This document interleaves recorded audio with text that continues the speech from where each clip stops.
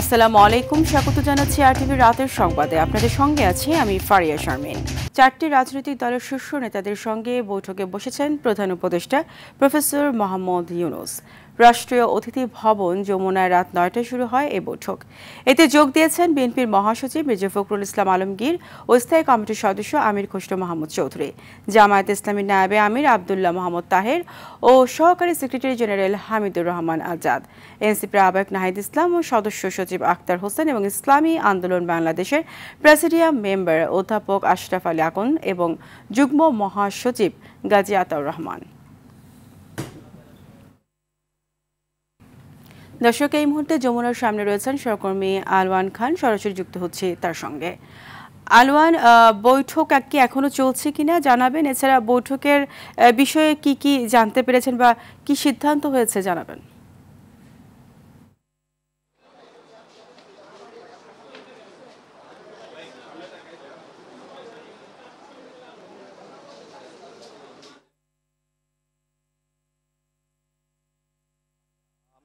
বর্তমানে রাষ্ট্রীয় প্রধান উপদেষ্টার যে বাসভবনের সামনে অবস্থান করছি। সেখানে হচ্ছে প্রধান উপদেষ্টার সাথে বিভিন্ন রাজনৈতিক দলগুলো মতবিনিময় সভা করেছে, যেখানে যে বিষয়গুলো তারা উল্লেখ করেছে সে বিষয়টা হচ্ছে বারবার সচিবালয়ে হচ্ছে যে একটা হামলা হচ্ছে এবং হচ্ছে ফেসিবাদ কিংবা কোনো বিরোধী দেশের বিরোধী কোনো দলগুলো আসলে এই হামলার সাথে জড়িত কিনা, এই বিষয়গুলো নিয়ে প্রধান উপদেষ্টার সাথে রাত ৯টার দিকে চারটি রাজনৈতিক দল তারা হচ্ছে বৈঠক করে এবং বৈঠক শেষে বৈঠক হচ্ছে বাংলাদেশ জাতীয়তাবাদী দল বিএনপির মহাসচিব মির্জা ফখরুল ইসলাম আলমগীর এবং স্থায়ী কমিটির সদস্য আমির খসরু চৌধুরী এবং বাংলাদেশ জামায়াতে ইসলামের নায়েবে আমির আব্দুল মোহাম্মদ তাহের এবং সহকারী সেক্রেটারি জেনারেল হামিদুর রহমান আজাদ এবং জাতীয় নাগরিক পার্টির এনসিপির আহ্বায়ক নাহিদ ইসলাম এবং সদস্য সচিব আক্তার হোসেন এবং ইসলামী আন্দোলন বাংলাদেশের প্রেসিডিয়াম মেম্বার অধ্যাপক আশরাফ আলী আকন এবং তারা উপস্থিত ছিলেন।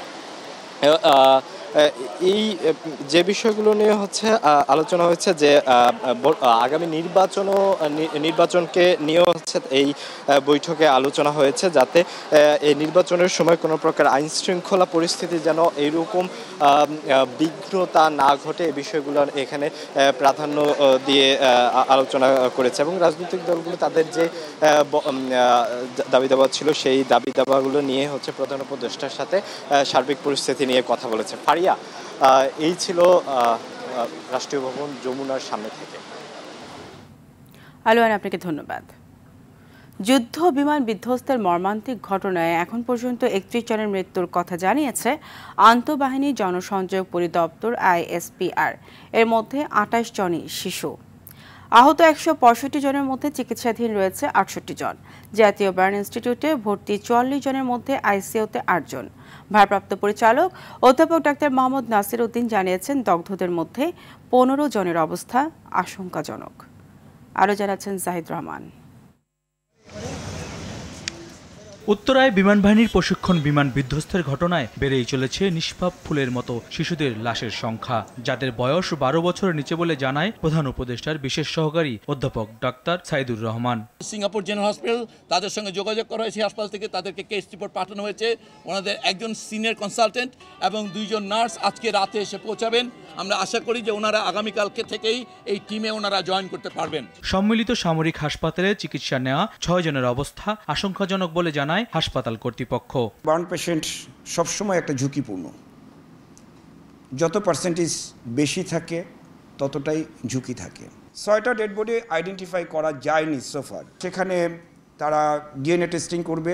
এদিকে মাইলস্টোন স্কুল অ্যান্ড কলেজের সেই ভবনটি বয়ে বেড়াচ্ছে পোড়াচিহ্ন। সোমবার দুপুর পর্যন্ত যেখানে শিশুদের কোলাহলে ছিল প্রাণচঞ্চল পরিবেশ, ঘটনাস্থলে গিয়ে সিআইডি সহ বিভিন্ন সংস্থা আলামত সংগ্রহ করে। ঘটনাস্থল পরিদর্শনে গেলে শিক্ষা উপদেষ্টা ও আইন উপদেষ্টা শিক্ষার্থীদের তোপের মুখে পড়েন। সঙ্গে ছিলেন প্রধান উপদেষ্টার প্রেস উইং এর সদস্যরাও। দাবির মুখে পুরাতন বিমান বাতিল, শিক্ষার্থীদের তালিকা ও ক্ষতিপূরণ সহ ৬ দফা মেনে নেওয়ার কথা জানান আইন উপদেষ্টা। আপনারা যে দাবিগুলো করেছেন তা অত্যন্ত যৌক্তিক দাবি। আমি সরকারের পক্ষ থেকে আপনাদেরকে আশ্বাস দিচ্ছি, আমরা আপনাদের প্রতিটা দাবি পূরণ করব। যারা কোমলমতি শিক্ষার্থীরা প্রাণ হারিয়েছেন অবশ্যই তাদের প্রকৃত অবস্থা জানানো হবে। সোমবার দুপুরে উত্তরা মাইলস্টোন স্কুল অ্যান্ড কলেজে ক্লাস চলাকালীন তৃতীয় শ্রেণীর স্কাই শাখার কক্ষ ভেদ করে বিধ্বস্ত হয় বিমান বাহিনীর প্রশিক্ষণরত যুদ্ধ বিমান F-7। জাহিদ রহমান, RTV, ঢাকা। রাজধানীর উত্তরায় মাইলস্টোন স্কুলে ভয়াবহ বিমান দুর্ঘটনায় নিহতদের গ্রামের বাড়িতে চলছে শোকের মাতম। গাজীপুর, বরিশাল, টাঙ্গাইল, শরীয়তপুর, ভোলা, বাগেরহাট ও লক্ষ্মীপুরে সমাহিত করা হয়েছে নিহত শিক্ষার্থীদের।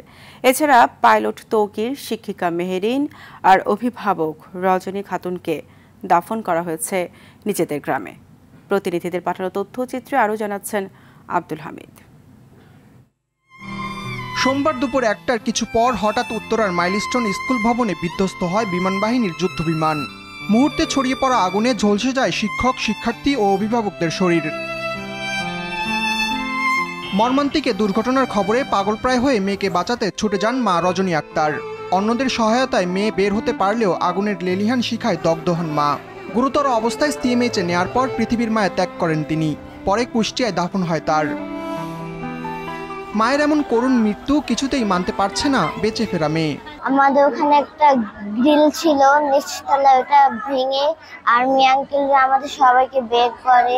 আম্মু আসছিল একের দিকে সই, আর ঘটনাটা ঘটে 1:06 দিকে, তখন 1:06 দিকে আম্মু মরে যায়। স্বজনদের আহাজারি থামছে না 20 শিক্ষার্থীকে উদ্ধার করতে গিয়ে মারা যাওয়া স্কুলটির শিক্ষিকা মেহেরিন চৌধুরীর গ্রামের বাড়ি নীলফামারীতেও। বিমান বিধ্বস্তের ঘটনায় নিহত হয়েছে তৃতীয় শ্রেণীর শিক্ষার্থী সাইমা আক্তার। আগুনের তীব্রতায় ঘটনাস্থলেই জীবন প্রদীপ নিভে যায় তার। অনেক খোঁজাখুঁজির পর সিএমএইচে মরদেহের সন্ধান পান স্বজনরা। পরে গ্রামের বাড়ি গাজীপুরে দাফন করা হয় সবার আদরের সাইমাকে। তৃতীয় শ্রেণীর আরেক শিক্ষার্থী মেহনাজ আক্তার হুমায়রাকে সমাহিত করা হয়েছে টাঙ্গাইলে। কলিজার টুকরো মেয়েকে হারিয়ে কান্না থামছে না বাবার।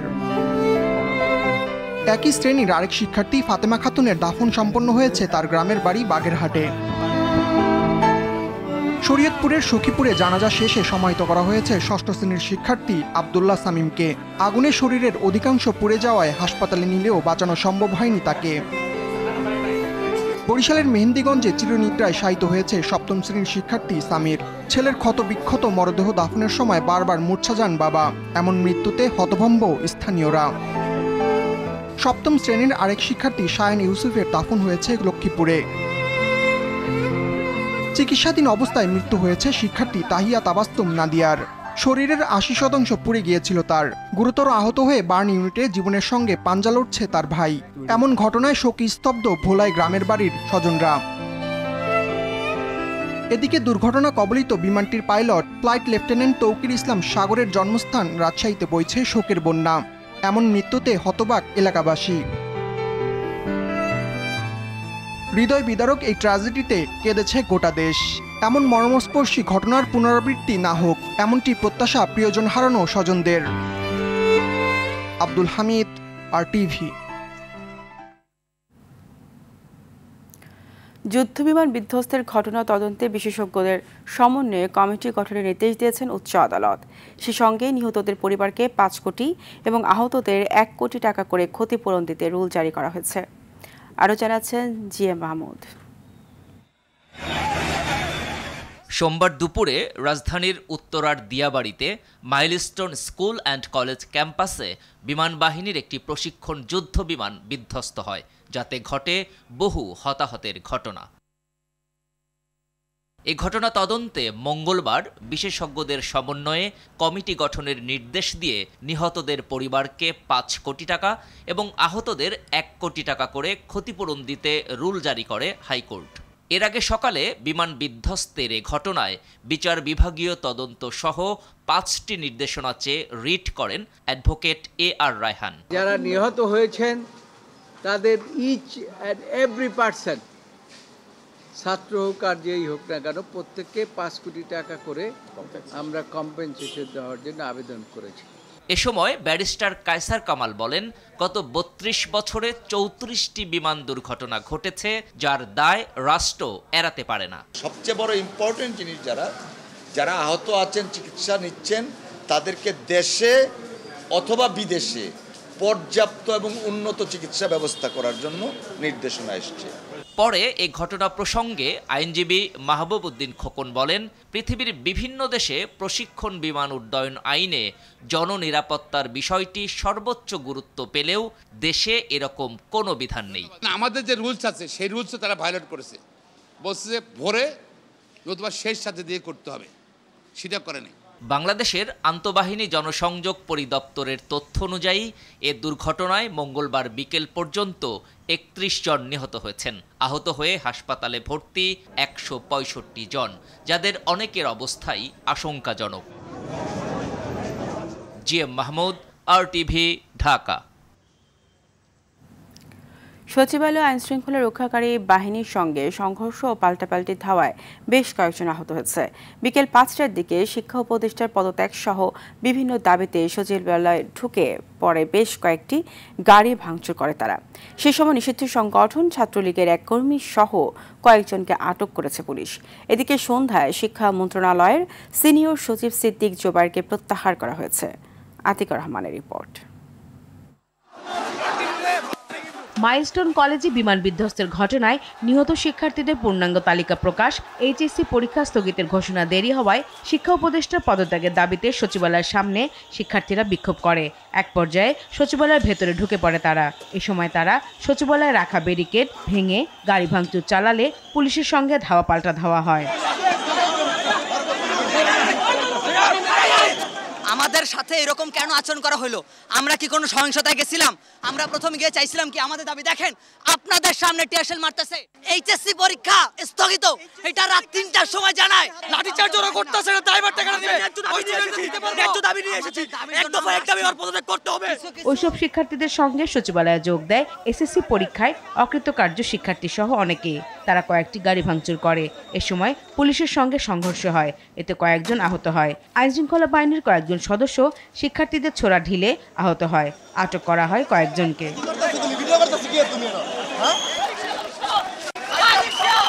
পুলিশ প্রথমে লাঠিচার্জ শুরু করছে, তখন কিন্তু আর্মি এখানে উপস্থিত ছিল।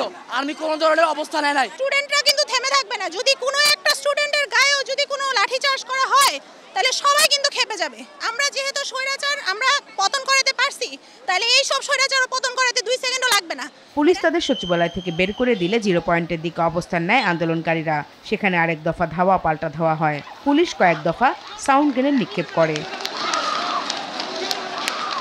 পরে সচিবালয়ের সড়কে যানবাহন চলাচল শুরু হয়। সচিবালয়ের সামনে থেকে নিষিদ্ধ ছাত্র সংগঠন ছাত্রলীগের 2 কর্মীকে আটক করে পুলিশ। আতিকুর রহমান, RTV, ঢাকা। 24 জুলাই বৃহস্পতিবারের এইচএসসি পরীক্ষাও স্থগিত করেছে শিক্ষা মন্ত্রণালয়। দুপুরে মাইলস্টোন স্কুল অ্যান্ড কলেজ প্রাঙ্গণে শিক্ষার্থীদের উদ্দেশ্যে এই ঘোষণা দেন উপদেষ্টা অধ্যাপক ডক্টর CR আবরার। রুটিন অনুযায়ী ওই দিন অর্থনীতি প্রথম পত্র, প্রকৌশল অঙ্কন ও ওয়ার্কশপ প্র্যাকটিস প্রথম পত্রের পরীক্ষা অনুষ্ঠিত হওয়ার কথা ছিল। এর আগে রাজধানীর উত্তরায় মাইলস্টোন স্কুল অ্যান্ড কলেজে যুদ্ধ বিমান বিধ্বস্ত হয়ে হতাহতের ঘটনায় আজ মঙ্গলবারের এইচএসসি ও সমমানের পরীক্ষা স্থগিত করা হয়।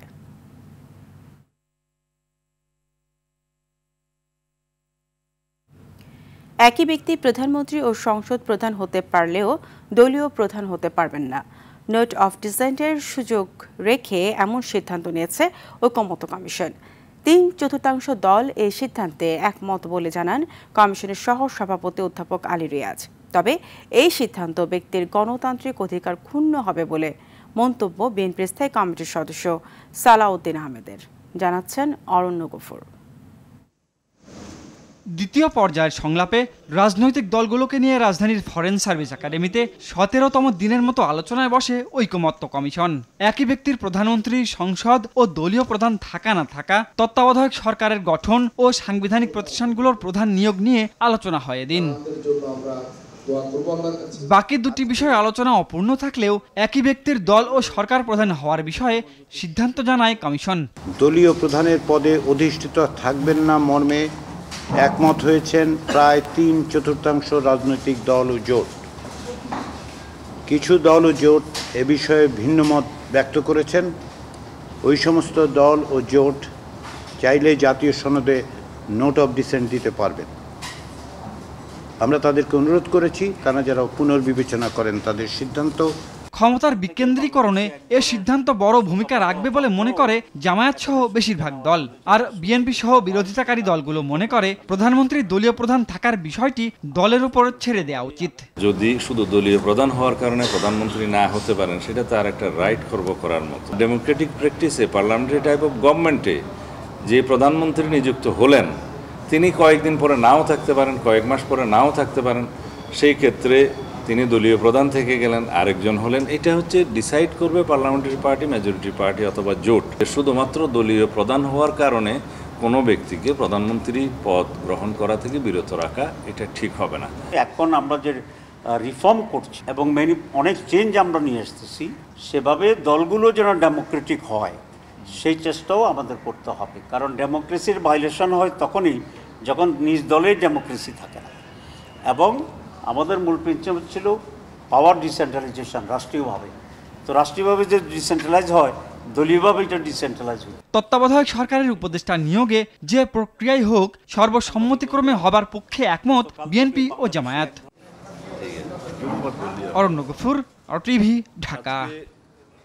দুর্ঘটনার কবলে পড়া বিমানটির কোনো যান্ত্রিক ত্রুটি ছিল কিনা তা জাতির সামনে স্পষ্ট করার দাবি জানিয়েছেন বিএনপি স্থায়ী কমিটির সদস্য গয়েশ্বর চন্দ্র রায়।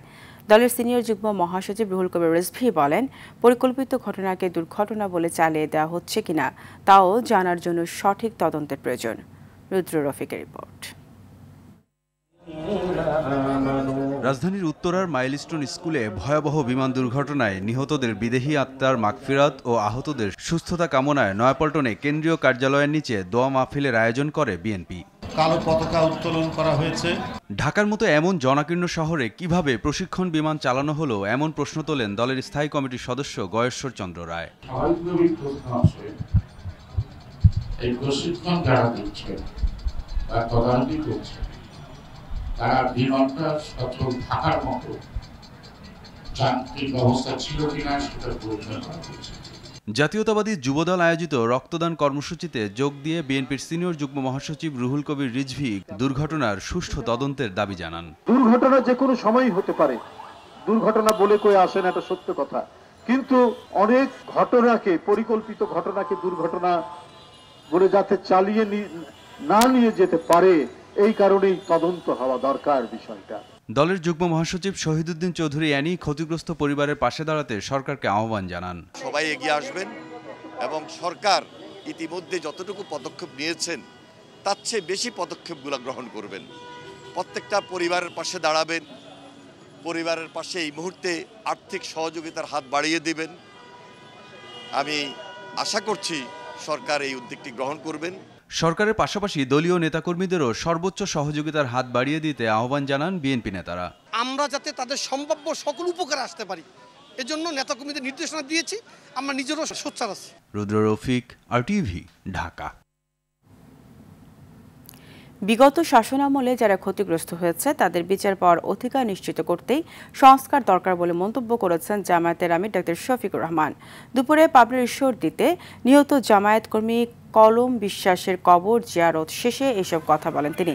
এর আগে খুলনার দাকোপেল চালনা বিলাল্লালিয়া মালিক আলিম মাদ্রাসার পথসভায় অংশ নেন। এ সময় রাজধানীতে বিমান দুর্ঘটনায় শোকাহত পরিবারের প্রতি সমবেদনা ও আহতদের দ্রুত আরোগ্য কামনা করেন। এর আগে ঢাকায় জাতীয় সমাবেশে যোগ দিতে গিয়ে ফরিদপুরে সড়ক দুর্ঘটনায় নিহত শহীদ মাওলানা আবু সাইদের পরিবারকে সান্ত্বনা দিতে তার বাড়িতে যান জামায়াত আমির। যারা ক্ষতিগ্রস্ত হয়েছে তারা অবশ্যই বিচার পাওয়ার অধিকার রাখে। এই জন্য আমরা বিচার চেয়েছি, সংস্কার চেয়েছি। এই লড়াইয়ে শুধু একটা দল হিসাবে আমরা পারবো না, আপামর জনগণকে আমাদের প্রয়োজন, কারণ জনগণের জন্যই আমাদের কর্মসূচি।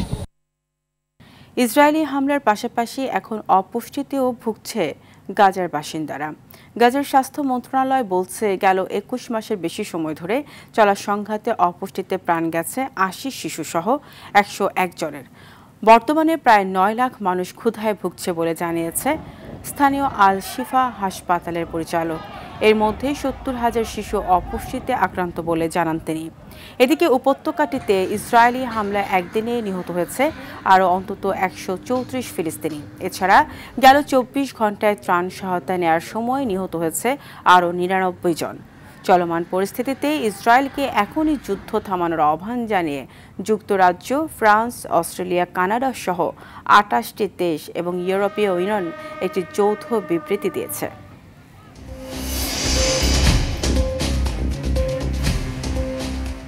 রাতের সংবাদ এই পর্যন্তই। মধ্যরাতের সংবাদ রাত 1টায় দেখার আমন্ত্রণ রইল। ধন্যবাদ সবাইকে।